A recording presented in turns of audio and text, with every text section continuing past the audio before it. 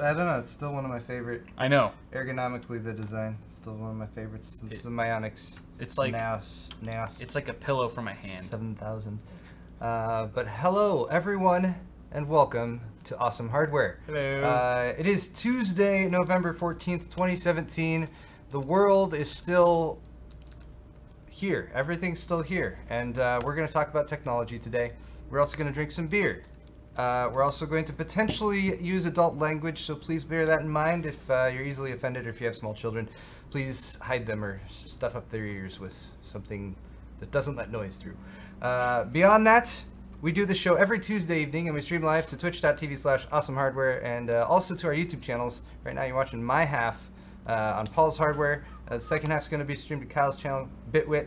Links to that is in the description, as well as links to all the stuff we're going to talk about today. The description on YouTube, that is. Shout out to our Twitch viewers. Howdy, folks. Hey. And of course, you guys on YouTube's as well. Cell processing. Oh, yeah, Beautiful Cell. moderator. Big shout out to our moderator, Cell. And if Spider fans in there. And cheers to... Are you out of beer? I'm out of that beer, yes. All right, well, why don't you start opening this while I quickly plug our stores. Yes, I will. If you guys watch our channels and you like what we do and you want to help support us and get yourself some nice merchandise, check out our stores. paulshardware.net is mine. Look, 15-ounce mugs. They're larger mugs. Look how huge they are. Woo. If you want to have some coffee or some like Irish coffee or just whiskey or any other type of liquid, you can pour it into that mug. Those are available now, as well as stainless steel bottle openers. Got hats. Hats are on sale. Still clearing out. Just a very few left of the smaller mugs. Just a few. A few other sales going on throughout my store, so check it out. Also, Kyle's store, bitwit.tech/store, and Kyle has nothing new. It's all. I got stuff. No, he has new stuff. I got decals. Oh yeah, the decals. Decals are good. Available now, as you can see. Yes. Wait, let's. There it is. There's it in Put use. it on your printer today. Yes. Do it now. Every printer needs one. The Beware of Bottlenecks shirt still going strong. It's all good stuff. It's all good. It's all really good. We'll yell Johnson at you at the end, and I've just opened our first ever bottle of Black Tuesday from the brewery. That's the name of the brewing company. Is the brewery. It seems an ideal choice for our show as we stream on Tuesdays. Yes. You know, we should have opened this on the week of Black Friday. We could have had 2 black weekdays in 1 week. That's okay though. Maybe I'll buy another one of these if it's good. None more blacker. Yep. It'd be extra black. And this is a special limited edition beer. It's seasonal, and actually one of my cousin-in-laws on Wifey Sauce's side recommended I get one while I had the chance before they sold out everywhere. The special thing about this Imperial Stout that's aged in bourbon barrels is that it's 19-point-something% ABV. Good Lord. Yeah. So we're actually taking it a step up a notch. If that's not the darkest beer I've ever seen. From last week's beer, which I don't remember the name of even because there was so much alcohol in it. That was 16.7%. I remember the alcohol. What was it called again? The Rumpkin. Rumpkin. It was a Rumpkin beer sent in by a fan. We're going to be doing mail time on Kyle's half of the show, as well as discussing all the important things, pretty much every important thing that needs to be discussed. EA, we're going to talk about EA on both halves. Sure will. And let's dive right in. Oh, we're almost ready. All right, are we ready? I think we're ready. Okay. Here we go. Cheers. Cheers. Give this Black Tuesday. Sorry, we don't have proper drinking glasses, but. You'd think we sold those in a store or something. Yeah. Wow. That is very flavorful. We are going to die. Okay. You know what's scary though is that it doesn't even taste like 19%. It doesn't taste like 19%. It could easily be 10%, and I'd believe it if someone told me. That's so dangerous. Which is very scary. It's tasty. It's really good. Woo! It's dark and mysterious. Oh, delicious. All right. Let's proceed with more like Blackout Tuesday. It seems. First segment's going to be hot and heavy hardware. Let's talk about some new hardware stuff. That's hot and heavy. Most of the hardware news from this year has already, the big stuff, the big launches has gone past. But there are some products launching just in time for the holiday season. Yeah. Starting off from Be Quiet. Be quiet! The Dark Base 700. I like this case a lot. You have one, I think, right here. I did a build in one. No, it's actually completely built on the table there. Oh. Fully built. Earlier this morning. Oh, okay. So that's a video coming tomorrow on Float Plane. And then we'll come on the main channel. I gotta get used to the float plane thing. I know. I know. But yeah, we do have a video to show in just a second here. But this seems like a pretty cool case. It is very nice. As a follow up to some of the other stuff that they've done in this series, like the Dark Base Pro 900 I have worked in, and it's got some nice features there. It's my favorite Be Quiet case by a lot. Like, honestly, the Dark Base Pro, it's kind of like all the good stuff about Dark Base Pro 900, but in a mid-tower form factor. I'm going to talk about stuff. Hey, it's BPS Customs. Well, Brian totally scooped you with his video. I know. By the way. He always does. Brian, where's the sexy... There's the sexy B-roll. No one's more likely to scoop me than Brian. All right, so, Brian, we're stealing your video. This has tempered glass side panel RGB lighting. One of the things I really like, and I'm gonna, sorry, I got ahead of myself. Pause, Brian's front panel I/O right here. Look at that. USB 3.1 Type C port right there. That's that's 10 gigabit per second. And it's got the internal header, right? The newer one. It was the first time I've ever plugged one of those into a motherboard for a build. It's so satisfying. It was so nice. It's such a nice upgrade from the standard USB 3. It was great. So that's very nice to have. Mad also games. up there is a 4-position fan controller, Auto 1, 2, 3. Yeah. Beyond that, though, you got it's reasonably sized, supports up to eATX, but not like full everything eATX. There's a size limitation, 12.08 by 10.82 inches. Not all eATX motherboards are made the same, so you just got to make sure it fits within that. Steel, ABS plastic, and 1.2 millimeter aluminum. A 4 millimeter thick tempered glass side panel. Wow, that's perfectly that timed up with nice, Brian. B-roll. Good job, Brian. He's on it. There's these stripes along the front, as you can see right now. Brian, your table's a little rickety. Table's shaking. That's like me for the first 4 years of my channel. That's true. the crappy Costco fold-out table for 4 years. But what I was trying to point out here, finally, this wood. This LED going along the edge here. That's really nice. This can go 6 different colors. Now, can you also tie it in? I mean, I love how it wraps around the feet at the front. It looks really nice. That looks pretty cool. Can you also tie that in to your motherboard? Yes. Okay, so it has a 6-color controller that you can just do default, or you can connect it to your motherboard, right, and have it sync all up. 240 millimeter silent wings, PWM, 6-pole motor fluid dynamic fans, FDB bearing fans, they're super quiet. Oh yeah. And a 3-year warranty. Launched today. Removable removable motherboard tray, I should say. Yeah, you can flip it. Just like the Dark Base. A modular design. I'm pressing the wrong button. Modular design, so as you can see, lots of pieces come apart here with the motherboard tray, and you can flip it and rotate it and stuff. So a lot of the features of like Dark Base Pro 900 for sure. $179 US. Yep. For the MSRP. So it is a little on the expensive side, but it does seem to have the feature set that you'd want for a case that you're spending that much money for. My God. Sorry. And 189 euros, I guess, which seems different. Isn't it usually more US dollars than euros? Maybe because Be Quiet's a German company, they get a bit of a break there. So the changes the currency exchange rate. I honestly don't know. I'm really. I don't either. I don't look at the money market either. Maybe the euro has tanked recently. I saw somewhere that it was 175 euro, which would be around. Oh well, this is. But it's still pretty. That's too close. I pulled that from one of the other articles. Yeah, I'm not sure. TechSpot article. Cell said YouTube's dropping frames like they're hot. Really? He didn't say like they're hot part. I added that for dramatic effect. But he did say that they're dropping frames. Well, I don't know what to tell you. I don't know what to tell you, Cell. Fix it. Oh, it's because it's your job. Is it because it's at 60 FPS? I can switch to 30 on the fly, right? Maybe no, not. I can't. I gotta stop. All right. Be right back. Be right back. Don't go anywhere. Why is it on 60? Make sure not to end the actual stream. Continuing on. Like nothing ever happened. Hopefully everything's the same. La la la la la la. Everything should hopefully be the same now, except if there was a frame rate issue, hopefully it should be better now.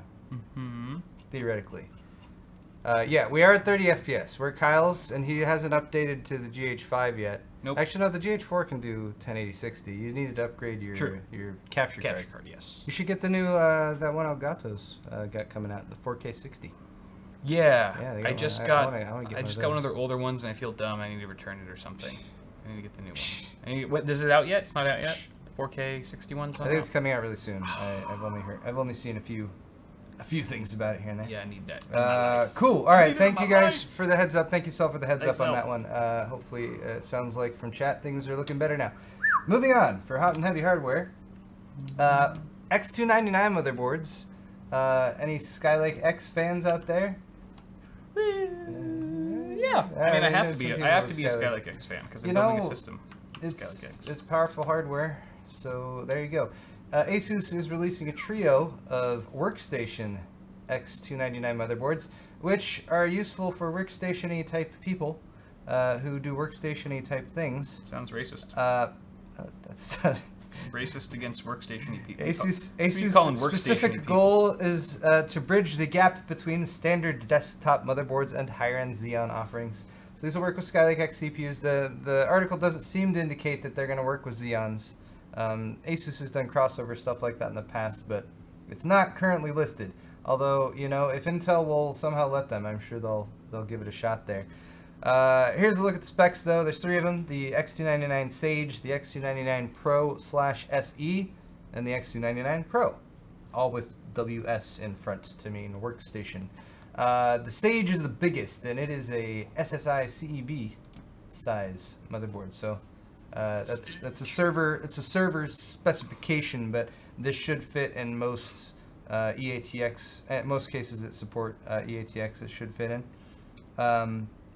It's got seven full-size PCIe slots and a PLX bridge, which is the first. Woo! This is the first X299 motherboard I've seen with a PLX bridge. Might give it enough PCI Express lanes to compete with Threadripper.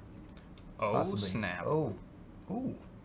Did I say that? There's the thought. Shots fired. But yeah, it does mean you can run quad by 16 setups, or you can do a by 8 connection to all 7 slots at the same time. So that's cool. And yeah, looks pretty cool too. That's another thing I like about the workstation motherboards ASUS does. They look pretty sweet, at least you know the ones they've done in the past 3, 4, 5 years. And a very viable option for someone who's building a high-end, you know, workstation gaming system or something like that, who doesn't want the RGB thing. Yeah. Because you got a really clean, nice looking motherboard. Granted, they're going to be more expensive because they're workstation. But, you know, if you're building an X299, then maybe money, it doesn't matter to you. Maybe you have lots of it. Yep, that's true. Plus, I think the workstation boards also have slightly higher grade componentry than like gaming oriented They'll boards. often use like higher capacitors and other surface mounted hardware on there that's rated for. They'll have a longer lifespan. Because like some workstation systems have to be running 24/7, right? So I think they're accounting for that. That's why they're a bit more expensive made to be used in situations where, like, you know, your business is relying on this hardware, right, that kind of thing. Not your game save or whatever. Yeah. All right. One more bit of hot and heavy hardware here from Cooler Master this time.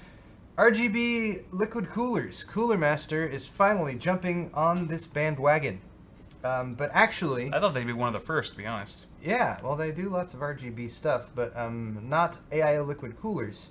Now they do have them. But I think the title here highlighting the RGB liquid coolers, I mean, that is, yes, something that these do. But I think the price is actually something that stood out to me a bit more. The 240 $60 is $70. $70, and the 120 is $60. What? That's what it says here. That's what PC Gamer. That's what Paul Lilly says. Paul Lilly wouldn't lie to you. I don't know. We Pauls are honest people. But yeah, there's the new liquid coolers. How is it $70? Super cheap. I don't understand. Doesn't that sort of devalue all of their other coolers? I mean, potentially. Like, and it's got RGB. I just don't understand how that's. Here's their actual product page. How do they do that? And it's got RGB, so it's got the RGB Cooler Master logo in the middle, and yeah, that's very helpful.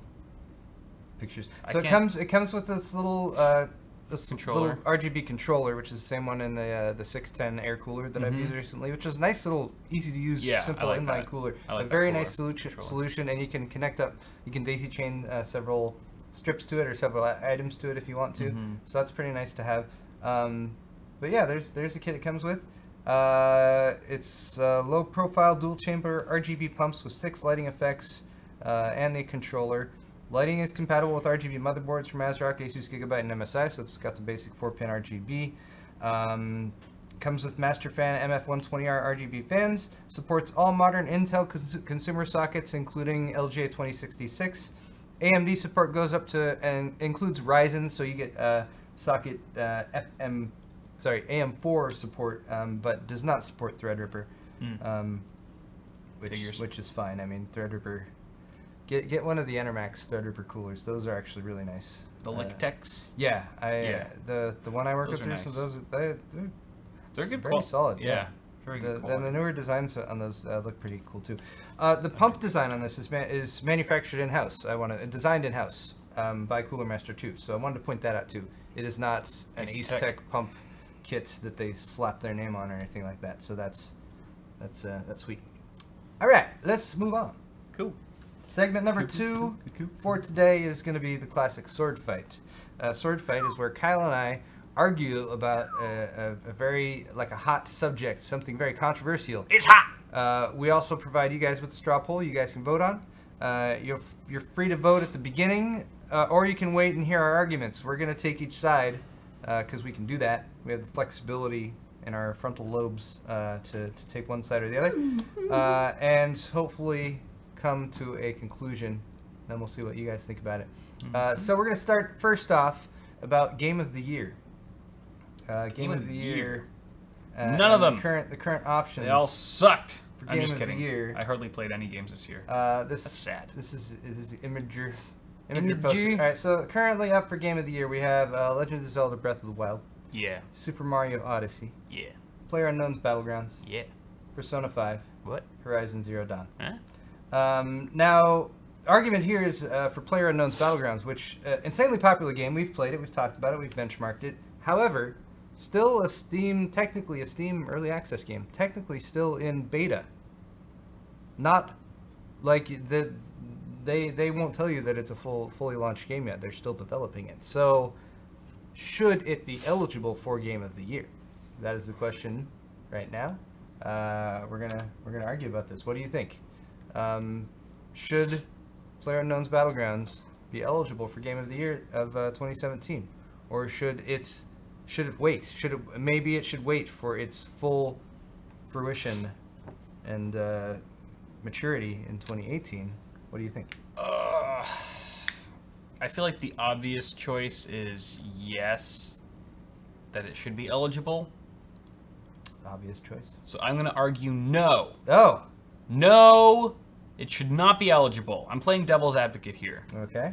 I'm going to take the underdog side because a game that's in early access, there should be a separate contest or awards ceremony. Link posted in the chat, by the way. There should be a separate award for beta games or games that are still in development, ongoing games that have not been fully released yet. I don't think it's fair to compare best not fully released game. Yeah, well, yeah. I mean, or just no. You're right. That sounds stupid. You call it the Blue Ball Award. There should be no award. It should not. You should have to finish your game before it can be ranked in or given an award or eligible for that sort of award. I feel like it's not quite fair.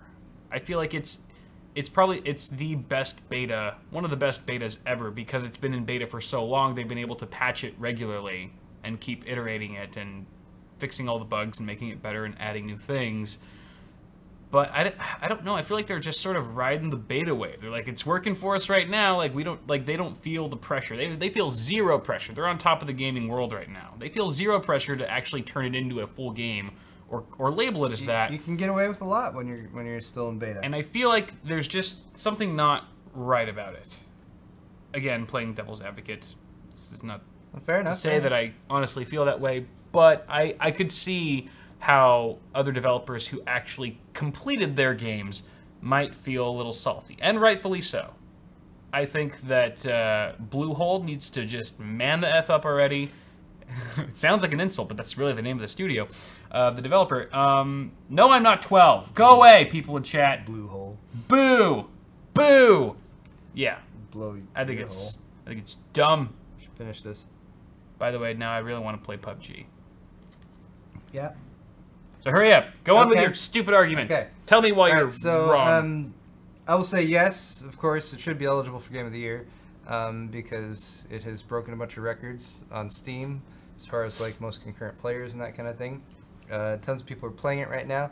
It's doing good for the for computers in general, for PCs and PC gaming. It's drawing more people in who have heard about this phenomenon and who are like, I gotta get in on that. People are enjoying it.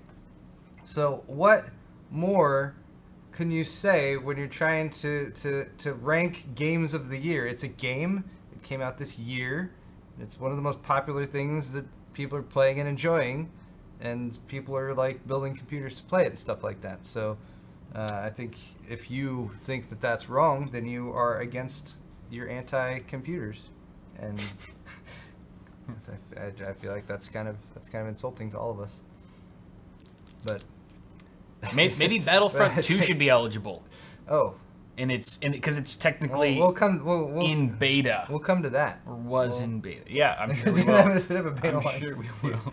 I don't think the argument is that Battlefront 2 has had the amount of success at this point. That all right, so guys, you can feel free to continue voting or whatever. We're gonna check out the results. No, should not be eligible. Oh wow! Kyle wins. I'm surprised. Actually, no, I knew you were gonna win the whole time. Really? Yeah, because thought I most read, people would because totally- I read the comments on the Reddit thread about it. And there's a lot more. Okay, so people this has that- already been Yeah. in discussion. Okay. Yeah, I mean, the argument people are making right now is like, Interesting. why should PlayerUnknown's Battlegrounds be even on this list when it's not even a fully launched game? And you know, like you said, Yeah. there's something to be said for that. Right. Just because it's successful doesn't But, yeah. give it that status. All right, thank you all for your wonderful participation here. Yay. Next up, we have a topic that is really super. It's just super hot on the internet right now. Everyone's talking about it. EA has gone and given people yet another reason to hate them. We're going to be going into this in depth on Kyle's half of the show. Shocker. For right now, though, and for the purposes of Sword Fight, we are going to specifically take a look at some memes that have been birthed as part of this current what? Just the way you enunciated that was fine. Every other word was normal, and then you got to birthed. So it's a precise word. Ears perked up. My ears like. All right. All right. carry on. Point being, though, we're going to take a look at some of these memes that have come about as a result of this, and we're going to figure out which is the best. Okay. Because I like that. If anything that can be gleaned from the fodder of the internet and people hating on something, it is epic memes. Yep. So the source of this, of course, is Star Wars Battlefront 2, which EA is developing, and the news came out recently as to some of the practices going on about this. EA went on Reddit in order to respond to some community complaints about this and said, the intent is to provide players with a sense of pride and accomplishment for unlocking different heroes. As for cost, we selected initial values based upon data from the open beta and other adjustments based on milestone rewards before launch.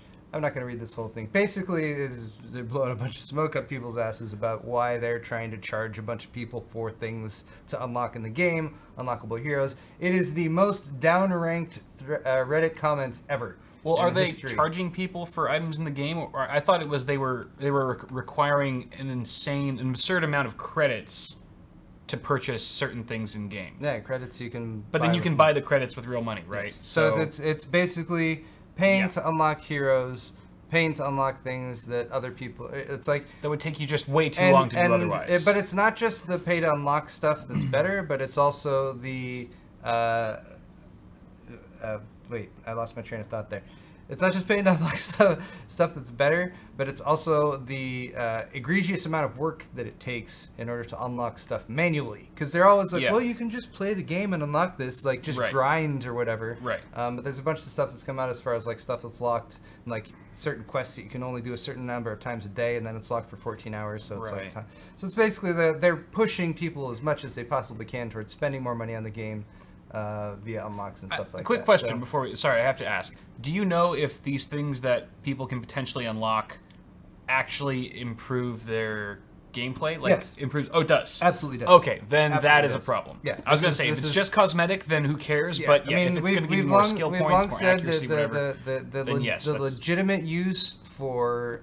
that's pay to win. Yeah, the legitimate use for, like, in-game upgrades and upsells and stuff like that, make them cosmetic. Like, that's fine. Yeah. Buy a pretty hat, you know. Buy a World of Warcraft cute little pet that takes 100 hours to mine. That they give money to charity for, or something like that. Yeah. That is an appropriate use of in-game purchases. This is not, and hence all of the bad feedback to EA. Yeah. All right. So first meme is the opening crawl from Star Wars. Battlefront 2. The intent is to provide players with a sense of pride and accomplishment for unlocking different heroes. As for cost, we selected initial clues based upon data. So they took the initial comment basically. And they made it in this will be the opening credits, like, right? Because this is the message they want players to read. Oh, the opening credits. Okay. The opening credits as you start to play Battlefront. That's hilarious. I thought that one was pretty good. So that's meme number 1. Here's meme number 2. EA's new plans for a next-gen controller. What do you think? It's got the... I'm surprised. I'm shocked that's not already a thing. It's got this. This might days have away. Been an existing meme. I didn't see anything about it in the comments, but it does make a lot of sense. I like that it's got the chip reader in there too, though. Honestly, that's not a terrible idea at all. What? A card reader on a... Yeah, I mean, if you didn't want the game or, you know, your data, your credit card information to be stored in their database, and you just swiped it every time you wanted to make a transaction, that'd be a real easy way to do it instead of having to input all the data, the digits by controller or whatever. I don't know. All right, Kyle, I don't know why I'm defending this meme all of a sudden. Kyle will totally buy that. I'm thinking way too hard about this. All right. I don't know if this counts as a meme, but this is the interaction with EA customer service today. Everyone's like, "Shut up, Kyle." And then they ask, "May I know the reason for cancellation?" I'm sure you've heard. Same reason as all the others. Right. So that's EA customer support, who's must be going through hell right now. Be nice to them if you do happen to call in. That's so funny. They're just doing their jobs, people. They're not responsible. This is a very appropriately reused meme. Sinking to depths previously only theorized. There's black hole theory with EA's karma. And that's option number 4. And then finally we have the pragmatists. The pragmatist meme here, which is everyone say, yeah, we got EA now. They're not going to make any money because everyone's hating on them right now. But then they're pointing out, oh yeah, compare their the Reddit mentality, people who are complaining about it versus all the other gamers who are just buying and play the game and not paying attention to these. It's a very loud minority. Little things that they're complaining about. So that's funny. There's our memes. We're gonna argue this, of course, right now. Which one do you think, Hal? What was your favorite? This is obviously very controversial.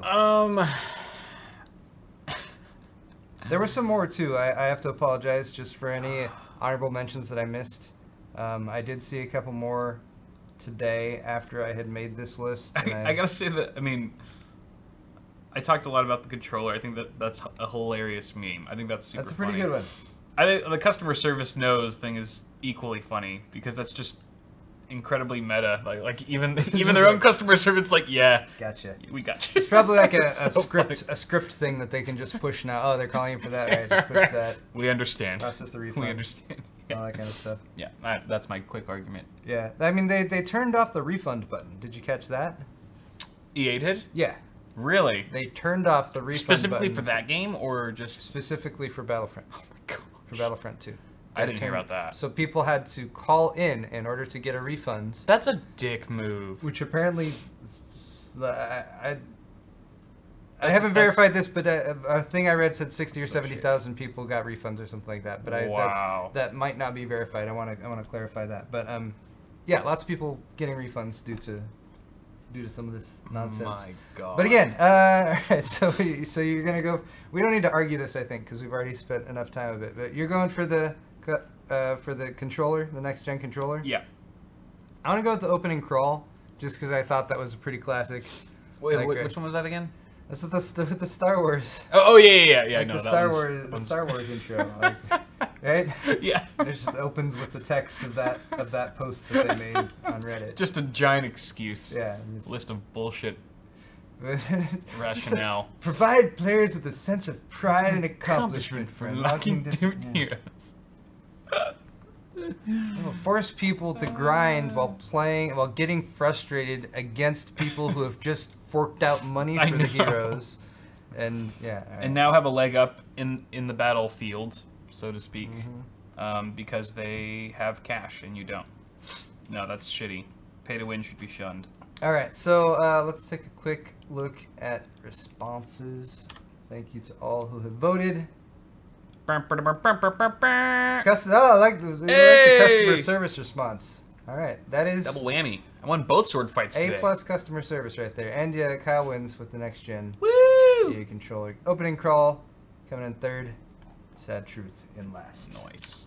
It's just it was too real. It was too real. We were like, oh no. Yeah. All this anger we're expressing is for nothing. And we will be talking a little bit more about that whole debacle in my half as well. Indeed. So stay tuned. We shall. All right. What is next? Next news. Tech news. We're gonna jump into some good old standard news. Basically, what standard tech yeah, just news. There's nothing more to it, it, folks. folks. Not really that technical. Well, it's all right. Amazon is turning the Lord of the Rings into a TV show. Have you heard about this? No. Did you hear this? I'm not surprised though. Everything gets its own TV show. There's now. the Ring of Power with the power. The looks like my wedding ring. The language is that of Mordor, which I will not utter here. No, do not. But anyway, Amazon has won the rights to the Lord of the Rings television series, or to produce television series. Is this going to be? They have also done a multi-season commitment to creating a TV series in the Lord of the Rings universe.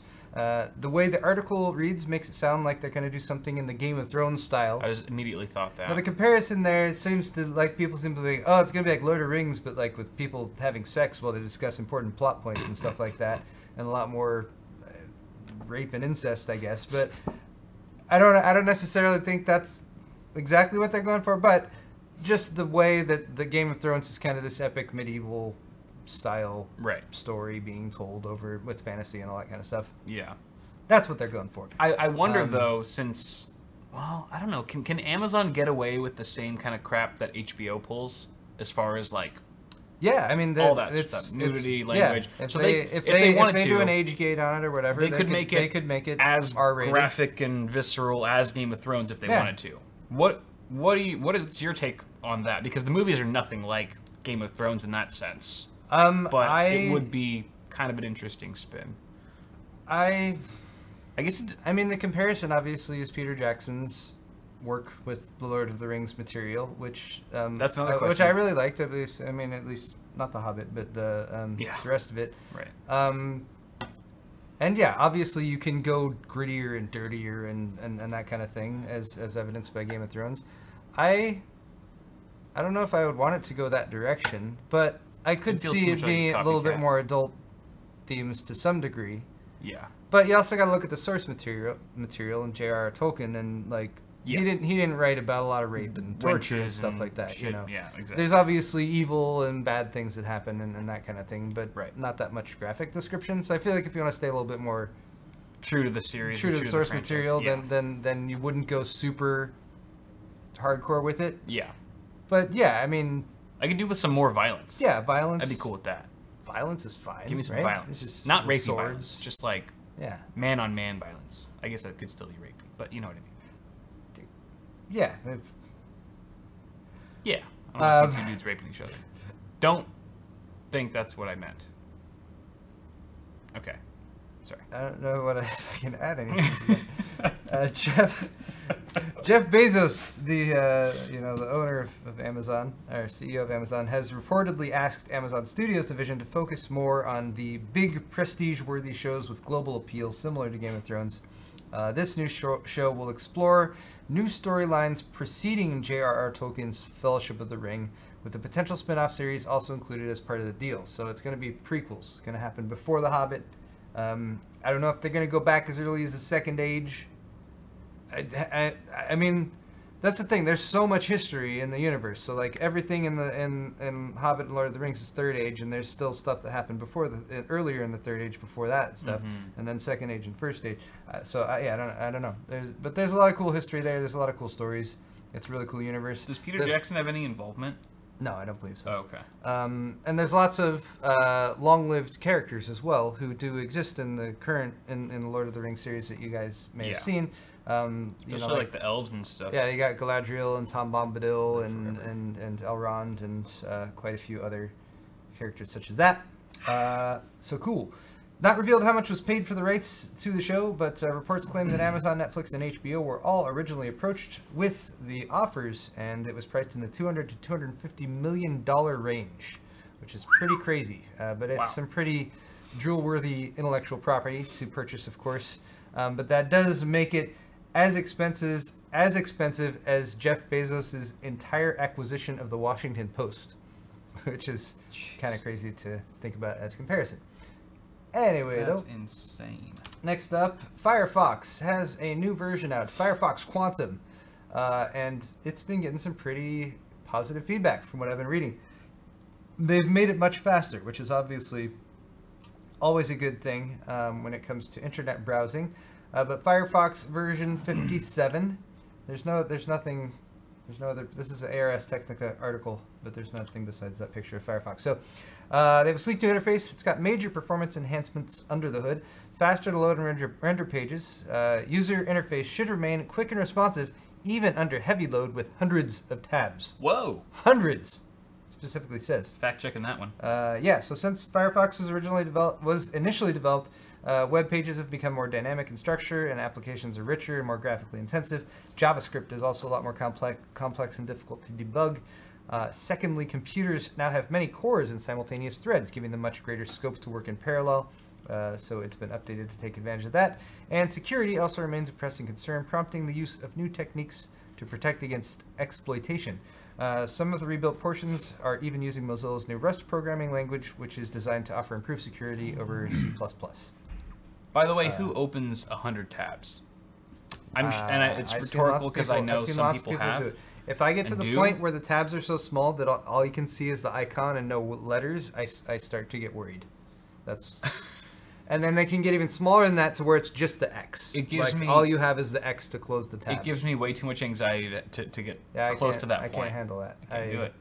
I'm like, I don't really need. I can go back to this. I'll reopen this one later. I open lock. Oh look, there's penguins behind us. Penguin. Oh yeah, stupid ass lock screen. Right as we had a really cool PC Master Race. Right as we started the show. Right as we started the show, the background computer decided to do a Windows update. Perfect timing. So yeah, Firefox Quantum. Check it out. They have Firefox version 57. Not this current edition of it, but that actually kicked off back in September with the developers edition, and I guess there's been a big uptick in developers working with it too. So that's and apparently they're puffins, not penguins. Puffins. My apologies.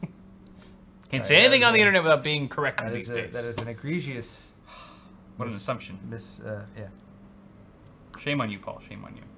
Well, cool. I'll have to try out the new Firefox Quantum. That sounds fun. All right. Let's talk a little bit about the internet and using it and connecting to it. You have an internet service provider in Colorado. It's November, so there was votes back in. People voted on things last week here in the United States in a lot of places. It's only 2017, so this is kind of a mid election. So there wasn't a lot of stuff, but there was some stuff.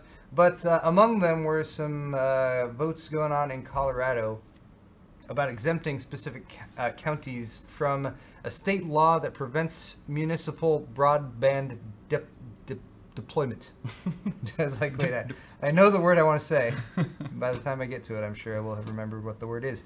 But yeah, back in, when was it? 2005, Senate Bill 152 was lobbied for hugely by big telecommunications companies, like Comcast and whatnot, and it got passed. And basically what it says is like, hey, you people in Colorado, you better not get with your city and start to like create a city-owned municipal broadband service that provides other broadband connectivity options for your citizens. You're not allowed to do that. That's what Comcast said?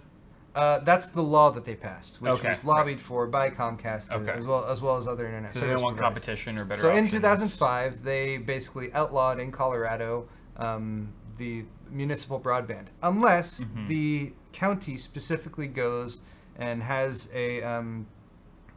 voters have to go and specifically approve to not go with that state law. So on Tuesday, there was a coordinated election in Colorado. 2 counties voted on the ballot and exempted themselves from that state law yet again, which increases the number. Since 2005, many counties, and it's getting close to half of the counties in Colorado, have exempted themselves from this. Eagle County and Boulder County are the newest ones. But yes, this is just sort of further proof that people want to have options when it comes to connecting the internet. Options are good, and if your state or if your county or your city wants to go and start a broadband, service for its citizens, it should be fine for them to do that, and big internet service provider companies shouldn't go in and create laws against it.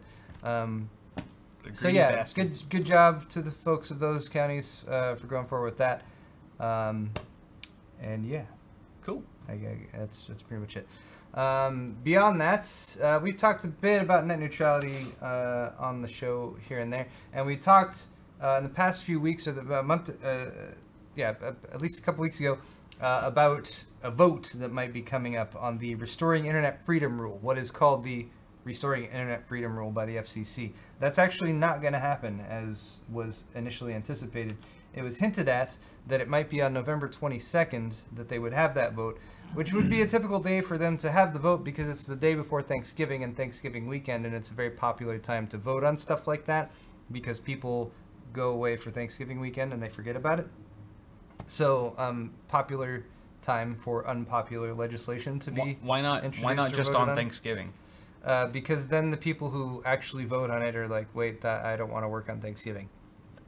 That's a lack of dedication. It is. I mean, come on. You would think that how badly do you want this shit to and pass? his friends would be willing to do that.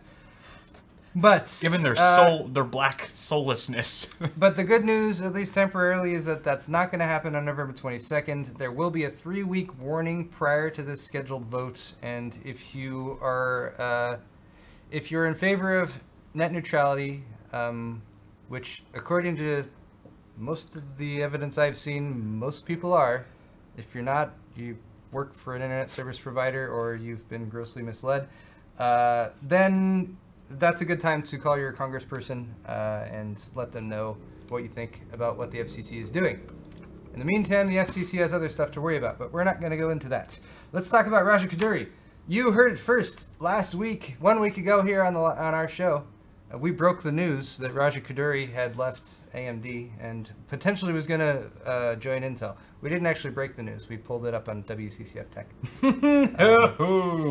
But yeah, but Raja Koduri, it has been confirmed, has left AMD or is in the process of leaving AMD and is joining Intel. And that he's going there to build discrete graphics cards, apparently. Which it's going to build discrete graphics cards. Pretty, well, I mean, not physically build himself, but help design. So an Intel discrete graphics card? Yes. Yes, that's right, Kyle. What? And I'm sure you're thinking the same thing that Ryan Shrout thought when he wrote this article, which was that Intel hasn't made a discrete GPU since they introduced the i740 Starfighter graphics card in the late 90s, right? That was the first thing that popped in my mind. That's what came to my head, too. Yep. Now, Ryan Shrout years before I got into PC building. I'm sorry, Josh. This was a Josh Walworth article. Apologies, Josh. I don't know if you're watching our show tonight, but good throwback, sorry, though there, Josh. I'm sorry Paul hurt you. But yeah, after Raja was made the lead of Radeon Technologies Group back in 2015, Their headcount was decreased, and their R&D funds were decreased, as AMD was putting a lot of focus and effort on the development and launch of Ryzen, and also the products derived therefrom. So the speculation is that perhaps Raja wasn't feeling like he had quite the support when it comes up to the launch of Vega and everything. Vega had a lot of hopes pinned on it, and the launch itself was just not quite up to the standards that people had been expecting, especially given the hype leading up to that. So Vega's disappointing launch probably had multiple contributing factors. But besides that, as pointed out in the article, burnout had to be a big factor in Raja's decision to leave the company.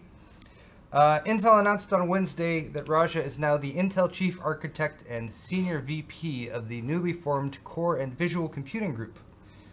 So we might be seeing in a few years' time, because these things do take time to develop, discrete GPUs from Intel.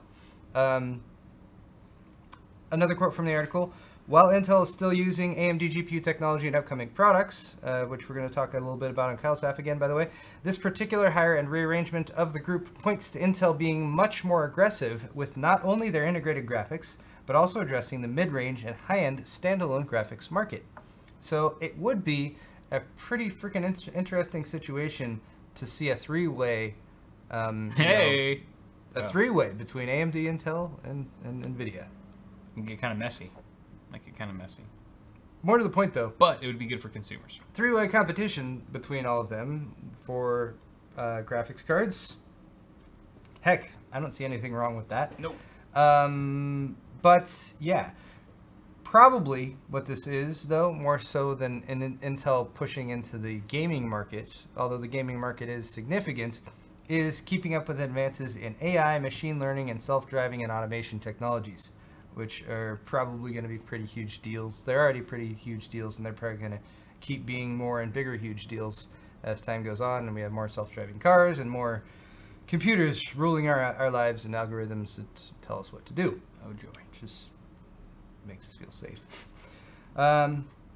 Anyway, though, one last story here before we close out with some Johnsons.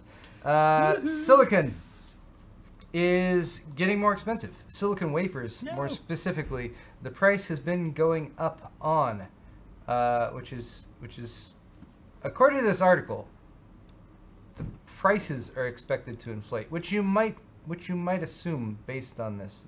The original article, I'm gonna click, here it is, from ET News, about the price of Korea IT News, silicon wafer price continuing to soar. So this could mean that NVIDIA, AMD, and Intel products will increase in price as well, because silicon wafer price, according to this article, is supposed to go up by around 20% in 2018, and this is one of the base fundamental materials that chips are produced from. I don't know if a 20% increase in silicon wafers will directly equate to a 20% increase in NVIDIA, AMD, and Intel products, but no, I don't think so. It could lead to a price increase to some degree. These reports come from Japanese silicon manufacturer SUMCO, S-U-M-C-O. This is due to a silicon shortage. SUMCO provides up to 2/3 of the entire world's silicon wafers, and they say that due to an increase of price of silicon wafers that started from early this year, SUMCO is expecting to make its biggest performance in recent 10 years since the global financial crisis of 2008. So, to sum up again, the producer of 2/3 of the world's silicon wafers was like, hey, the price is going to go up by 20%. By the way, we're going to make more money this year than we have since a long time. Strange coincidence. But does it explain why there's a shortage? Like, there is a shortage, though. Like, SUMCO is experiencing a shortage, or they're just well, I mean, there's a lot of demand. I mean, there's lots of products being made. So it seems like they're just sort of adjusting their prices based on demand. Yeah, potentially. They also say there's a shortage. There's a silicon shortage. Okay. So maybe a little bit of both.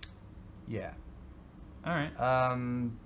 Sure, So yeah, sure. It is nice to be a commodity supplier. We kind of had this similar discussion when it came to the DRAM prices and that kind of thing. Like Samsung, like, oh, DRAM prices are super high because there's been a shortage. Well, let's crank up our production now that prices are high, and we're gonna have our best quarter yet. But the flip side to that is that silicon wafer industries are limiting themselves from making extensions of their facilities, so increasing production, building another factory. You might say, like, why don't you build another factory and make more of it? Because if you increase that and increase your capacity for output, and then next year suddenly the demand goes down, then suddenly you have a surplus that you can't sell. Yeah, suddenly you have a surplus, prices fall back down, and you flips back the other way. So obviously there's two sides to that, but okay. You know, we'll see how much of an impact this actually has. I guess it depends, like how much GPUs will, like video cards will increase in price for us depends on. I feel like if silicon is worth more than 20% of what goes into a video card, because I feel like if it's worth more than that, then I don't know what I'm saying. We need a BOM cost breakdown of all of the components of a basic graphics card. Yeah, I haven't looked at one of those in a while. All right, we're going to quickly. Yeah, that's all I got for news. Oh shit! We're gonna quickly run down some of the donation comments that have been made. Thanks to all you guys who do that for us. Aaron Barlow, $5. Cheers, guys. Oh. Cheers to you. Thanks, Aaron. Cheers, Aaron. Aaron. Zachary Hummel. Cheers. By the way, this is strong. This is the slowest I've ever drank beer. I'm kind of taking it easy. Like I'm trying to be. I'm like halfway done. I'm like, woo! Trying to be reasonable here. Damn. Zachary Hummel, $5. Sorry, I haven't seen the Shiner yet. Today is my birthday, so I took a few days off from work, but I'll send y'all some by the end of the week. No problem, Zach. Thanks, Zach. Thank you for that. Scott Dilbick, $6.66. Super Metal. All ball as well, and appreciate you guys. We'll be out of town next week. Might not catch you guys live, so enjoy Thanksgiving. Thanks. You too. Happy Thanksgiving, Scott. Eat lots of turkey. Charles Phillips, $20. What up, Chuck? Hi, Paul. I just got the EVGA X299 for the WinK motherboard, and it doesn't fit my Fantex case. Any suggestions for an EATX case with room for custom water cooling? And thanks for your videos. Well, you know the case we discussed earlier today, which Dark Base 700. Kyle was fairly impressed with. Dark Base 700. Although, if you get like the full-size EATX board for that case, it will cover up the rubber grommets. You'll have to probably route the cables through the openings for the modular hard drive trays. Bear that in mind. So yeah, a few more bucks on the Dark Base Pro 900. That's a really good case, and there's tons of room. And for an X299 build, that would kind of make sense. If you're cool with a full tower, that's a great option. Yeah, I mean it's large, but it's badass. Yeah, it's not the largest. I mean, it's not like a Cosmos 2 or a 900D or anything like that. Or an Enthoo Elite. Or an Enthoo Elite. Chilling back there. Yeah, jeez. It's so massive. All right. But yes. Thank you, Chuck. Thank you very much. Hope those are good suggestions for you. Yeah, good luck. Shadow Plays, $5. Hey guys, can't stay for the whole stream, but I wanted to thank you for inspiring me to build my first PC. Just waiting for Black Friday to buy. You're welcome. Yeah, and that's a good time. Even like the week leading up to Black Friday, like oh yeah, tons of deals during the week. Yeah, Black Friday gets earlier and earlier every year. Yep. All right, we're doing October. Every company's just trying to get a leg up and try to like start it as early as possible. Black Winter. No, Black Black Fall. Summer. Yeah. Black January. All right. Dude, what's up? $5. If I add RGB to everything on my PC, will I get a 69% performance increase like when adding racing stripes to your car? I need to know, please. Thanks. No, you won't. You'll actually get an 86% performance increase. So I've tested this thoroughly, and RGB does, in fact, affect performance in a very real and significant way. So make sure everything you buy is RGB. Make sure to spend extra money on all the RGB things, and you'll get more frames. Far be it from me to call you a liar. Way more frames, Dad. All right. Panda Commander, $5. I have a 6700K and I just bought a Z270 board. What exactly do I need to do for everything to run smoothly? Get a good graphics card that matches it. Yeah. Get an SSD. Get a case with decent airflow. Get a reasonable CPU cooler, like something you're probably gonna want something that's $30 to $50 if you're looking at an air cooler. You can get something good for that. Look at options from Be Quiet or Cooler Master or where else? I'd say spend $50 to $100 on it if you're overclocking aggressively. Yeah. If you want to get a liquid cooler, that'd be nice. Yeah. But yeah, I mean, watch our videos. Yeah. We will share all. Make sure you put the CPU into the CPU socket on the motherboard. Yes. And close the lever. And use motherboard standoffs. I forgot to do that one. Yeah, that's important. Dupes Grass. Thank you, Panda. 10 Canadiers. Hey guys, hoping you can give my dude, my good friend Jason, a birthday shout out. Happy birthday, Jason. Happy birthday, Jason! Happy I freaking birthday. force him to watch your show while we hang out and Really? drink beer, Oh. so I know he loves it. Great show as always. Remember to floss. Yeah, that's the best way to get someone to love something is just to force it on them. I wonder. Oh, Paul, you don't like ballet? Let me just force you to go to ballet lessons with me. Not that I take ballet lessons. I wonder if there's people who are forced to watch our show because someone likes it, and there's other people who are forced to watch it who hate us. Who like I hate those guys because they're always forced and they don't care about tech or whatever. Just be a very polarizing audience. I feel I feel kind of offended. Like that explains all the dislikes. What did I do? I'm just trying to drink a beer and talk about. Yeah, you don't have to watch our show if you don't want to. Oh wait, you do, because someone's forcing you. That sucks. So that's why. Yes. No, you shouldn't force people to do it. Shoutouts to all of our oppressed viewers out there who are being held to watch the show against their will. If anyone is being physically restrained right now, call 911. Like literally call 911. How can they do that if they're being physically restrained? Find a way out. Good luck. Thanks. Fight back. Don't give up. Yeah. You can gnaw through rope if you give it enough time. Buffalo Warrior 7, $5.55. Finally catching another live show. No work tonight. Buffalo Warrior. Warrior. Each of your first jobs that got you out of your parents' houses? Did either of you go to college? Yes, we both went to college. Yeah. The job that got me out of my parents' house was Newegg. That was the first job I got out of college. And before that, I either lived at home or I lived on campus. Or around school. So Newegg was my savior I guess, for my parents. So I'll go with the first, because I went to college and then I was back home for a bit and then I moved out and then I was back home for a bit and I moved out. Anyway, the first time that I was out of college and then I moved out, I was Dave & Buster's. I worked at Dave & Buster's. Oh yeah, that must have been fun. Well, it had its. It's fun to attend. parts. It's fun to go there on a Friday night. I don't know if it'd be fun to work there. Yeah. I've got some stories. All right. For those of you who don't know, Dave & Buster's is like a Buffalo Chuck E. Cheese for adults. It's pretty. It's family friendly. Dave & Buster's is everywhere. It's family friendly, but they have like. It started in Texas. Oh, okay. So most people. Well, I mean, I don't know how. If you're in the U.S., there's a good widespread chance it is. that you're okay. You're at least you've heard of it. Maybe. Jamming it all up on my Dave & Buster's Okay. trivia. Well, have you tried their chicken wings with honey mustard sauce? I will next time, because it sounds delicious. I don't remember anything about it.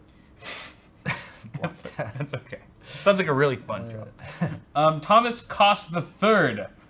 Hey, you're a third of something. Thanks, Thomas Cost the Third. $10. Own a 7600K with a Gigabyte Z270 HD3. The motherboard is irritating for overclocking with Z270. Dead. Is it bad to buy old hardware now? Should I do an R5 build value-wise since Zen looks to be upgradable, or Coffee Lake LK time? I don't know what LK means. So for first question, you should be able to sell your Z270 motherboard and 7600K for a reasonable price right now. They're still very viable CPU and motherboard. R5 build would be kind of a side grade from that, Ryzen so 5? It's hard to say. I mean, yes, you'd have a bit more of an upgrade path from there, but I mean, if you're gaming, I'd say just stick with your 7600K. Yeah, I mean, if your main concern is gaming, just stick with your 7600K. Maybe upgrade your motherboard. I wonder what he means by motherboards irritating for overclocking. The Z270 HD3, some of those lower-end Gigabyte motherboards, they just don't have very good power delivery, so you can't really get that much out of it. Stability. I don't know. I'm not positive about that specific board, but weird. Yeah, I mean, some lower-end boards, they're just not as good, or maybe the BIOS hasn't been updated to provide you access to all of the your BIOS. overclocking features. Update your BIOS first. I mean, maybe Gigabyte hasn't even updated it because it's not a motherboard there. Right, but I mean, if he has like the same BIOS that it shipped with or something. Oh yeah, that could maybe something. Sure, could help do a BIOS update and see if that improves your overclocking options. But yeah, I mean, there's not a whole lot to upgrade from a 7600K unless you really need a lot more cores and threads or something like that. So I'd say maybe consider a motherboard upgrade or just hang out for another 6 months or a year and see what the landscape looks like then, because the 7600K is totally fine. Yeah. Ben Sadler, $5. Hey guys, bought an R5 Ryzen 5 1600X and a GTX 1070 based on your reviews and couldn't be happier with the price to performance. Any opinions on V1 Tech? V1 Tech, they make the custom modification products. Those guys are awesome. Yeah, that sounds super nice. Yeah. And I have always thought their work was pretty impressive. I've seen their stuff. I've never used any of their and that kind of, yeah, I haven't built with this stuff. I always like see him at CES, and he's like, hey, let's send you some stuff to do in a build, and I feel bad because I don't follow up. But yeah, I've always had positive experience. So. Yeah. Even though I've never worked with their stuff, I generally tend to rate or judge a company based on the people who work there, and Hassan's like super chill. Yeah. He's incredibly chill. He's a super cool guy. Doesn't mean he's a great business owner by default, but he seems honest and he seems passionate about what he does. I like to give people business if they're just nice people. Yeah. Yeah, no, definitely. cool. I'm the same way. So I would give him a chance. Can't hurt to try. Right. David Chow! David Chow! For the $5! We got an aggressive American tourist tonight. Would you ever consider a live stream of a game with the donator? Just with the donator. I think it would be cool getting stomped on with you guys in the PUBG or another game. Whatever the fuck. Do you know what I mean? You know, TV, it's funny you should mention that because we didn't do the announcement at the beginning of my half, did we? No. I totally blinked on that. All right, well, we're doing it. The announcement? Yeah, we did. We did? Yeah. Are you Blackout Tuesdaying already? I'm blacked out. Okay, sorry about that. TV, no, we are planning a live stream charity giveaway. That announcement. No, yes, we have not. Yes, that. Correct. Okay, we're planning a live stream charity giveaway. Giveaway. Wow. A giveaway. I'm glad my half is almost over. Can we say the date yet? We can say the date, right? Yeah. The 9th. December 9th. 9th. It's a Saturday. Mark your calendars. Put it in your phone. Specific time is still TBD. We're gonna do a charity event. December 9th. Similar to last year, but a bit simpler. We are going to both have. Have you built your system yet? You built your system. For the charity? Yeah, the giveaway. I can do that in 20 minutes. You're right, you can. So I need to do it 3 weeks in advance. Kyle and I are each building computers. We're going to have everyone, we'll probably start it off like a few days or a week before the actual event, but anyone who wants to will be able to donate. We're probably going to, $5? That sounds reasonable, right? Yeah. We'll do, all right, so $5 donation for an entry into a drawing to win the computers that we build. And the one I built is a nice one. It's close to $2,000 system. Nice. I'm sure Kyle's will be not quite as good, but probably kind of. See, now that you've said that, I am definitely going to build a better system. Yeah, exactly. I'm definitely going to build. That's what I wanted to do. I wanted to goad you into making something better. For you. I shall. So people will make donations. The Red Ripper, we'll do a drawing for the Ti. winner, and yeah, you guys will get to win a pretty sweet system. The one I already built is a Threadripper 1900X. It's got a 60 gig RAM kit. It's got a GTX 1070 Ti. Nice. It's a really solid. It's my entry level Threadripper system, but it's a really solid. I mean, for entry level with Threadripper is pretty high end as it is. Oh yeah. And heck, it's got a pretty nice upgrade path with it too. So sexy.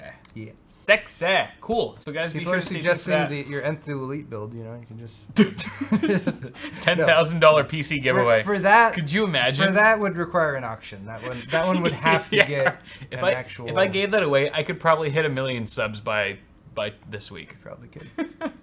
Well, I don't know. Could you? I don't know. How much money? Can I get that many? How much? Yeah. How much money does an extra 100 and what do you need? Like 120-ish or so? Right. Yeah. Yeah. How much does that cost? Yeah. What if you were in a situation where someone was like, what if someone like kidnapped your wife? It was like, she's gonna die unless you hit 1 million subs within 3 days. You know, something like that. And you're like, oh no. Like, right? What could I do? Oh, what could I possibly do? A movie. That is a movie. That is a movie. Okay. YouTubers in pure hell. Moderately successful YouTuber in a life and death situation. Okay, we got sidetracked there. Anyway, thanks, Stevie.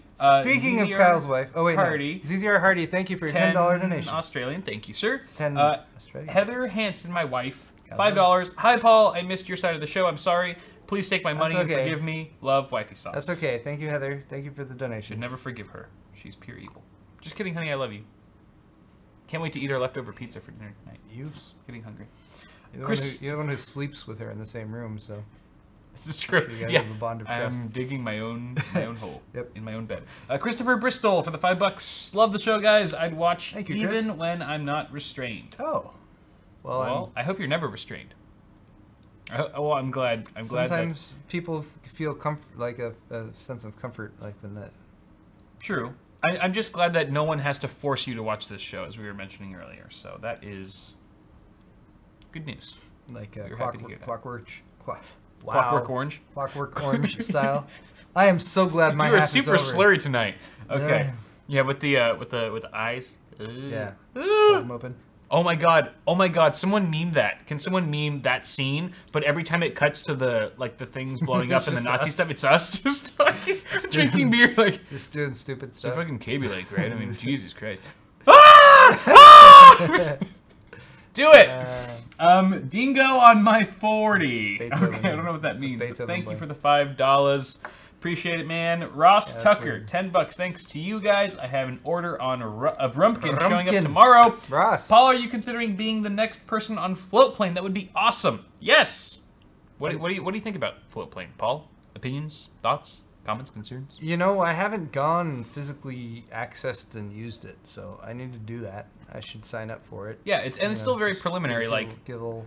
Maybe I could use my industry contacts to get a free subscription. I don't care. I'll pay for it. I'd rather pay for it, actually. Yeah, no, it's I really would. Like, even if I was offered, I would probably be like, no, I'm just going to pay for it because... Wait, pay for what, Floatplane? Yeah. Isn't it subscription-based, right? Oh, I think they mean if you were to actually be one of the sign-on creators. Yes. No, I understand that. Oh, I'm saying apart from that, I haven't actually gone to yes. Floatplane and used it and looked at the site As and a streamed viewer, video from it because I understand, you know, video quality and audio Yeah. quality is supposed to be... Yeah, I'll show you after the show. better and stuff. It's really nice.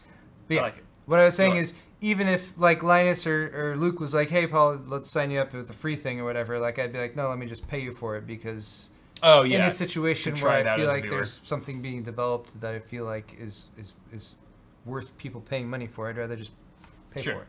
Anyway. Or you could just ask me kindly and I'll just give it to you for free. Or that too. But yeah, no. But maybe we'll get you on I have soon. zero opposition to participating in that. You know, just maybe if Linus, would take heed. give me a call, just Wink, wink, nudge, nudge. or Luke. Or Luke. Actually, Luke. I prefer Luke. I prefer Luke. got I like a- it when Luke shows up. Luke sexy. Baby. All right. And Fred Rant, finally, for the $10. No comment. Thank you, Just- Fred. Wow. I'm surprised there's no, like, Usually put he- a pie in your face. Usually Fred rants on and on. Yeah, he does. Appropriate name. that's terrible. Aptly named. But thank you very much, Fred. Appreciate that. And let's move on to... That's it. That's all. for your... That's all. Johnson's. We got Johnson's. Quick Johnson's. Johnson's. Johnson's. Let's see if I can read them out before my phone dies or resets itself. Actually, I don't have any Johnsons. My Johnson... Oh, wait. I have 0 Johnsons. What? That or my Wow, stores. I only have 1 Johnson as well. Okay, all right. You guys have clearly already bought everything our stores have to offer. There's nothing left for you to buy. Thank you very much, Wyatt. Shout out to you, sir, for picking up a Bitwit Sergo logo decal. Yes. Excellent. Buy all the decals. I thought I said $50. Wow, for a we second. need to work on our 55. pitch at the beginning of the show. We sold 1 decal. Yeah, we sold one decal. Out of like 1,000 live viewers. That's fine. on YouTube. People are saving it for the holidays and everything, Yep, so no that's worries true. there. That's All true. right, thanks for watching my half of the show, guys. We're going to be switching over to Kyle's half. Link to that is in the description if you're watching this in the future. If you're watching on Twitch, stay where you're at. There's no problem. Thumbs up button. Do the timestamps.